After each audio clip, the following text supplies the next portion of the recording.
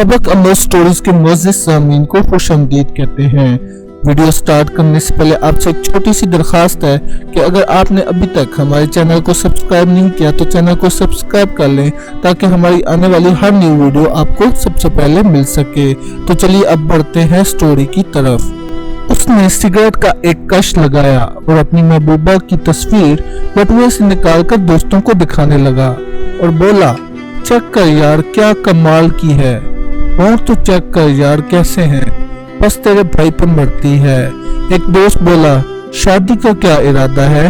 तो वो तंजिया अंदाज में मुस्कुराते हुए अपने दोस्तों से कहने लगा, पागल हो गए हो क्या यार, अरे ये तो टाइम पास है, बस थोड़ा एंजॉय करूंगा, थोड़ा मस्ती करूंगा और फिर उसके बाद छोड़ दूंगा।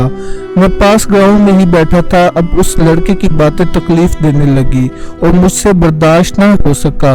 मैं उठकर उनके करीब पहुंचा और कहा, क्या तुम सबके सामने यहाँ अपने कपड़े उतार सकते हो?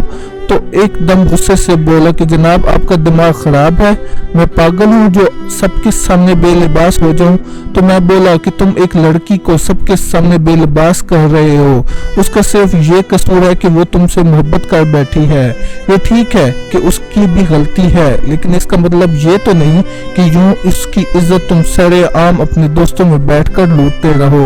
मैं ये कहकर वहां से पलट आया और घर आते हुए सोच रहा था कि हम मर्द कितने अजीब होते हैं, औरत की इज्जत अपनी नजर से ही लूट लेते हैं और फिर भी औरत को ही कसूरवार ठहराते हैं। जिस मर्द के लिए मोहब्बत सिर्फ लिबास उतारने का नाम हो तो उसकी नजर में उसकी महबूबा और तवाइफ में कोई फर्क नहीं, और ऐसे मर्द कभी अच्छे शोहर नहीं बन सकते।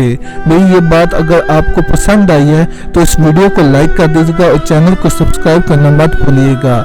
मिलते हैं आपको एक ऐसी ही नई इंटरेस्टिंग वीडियो के साथ।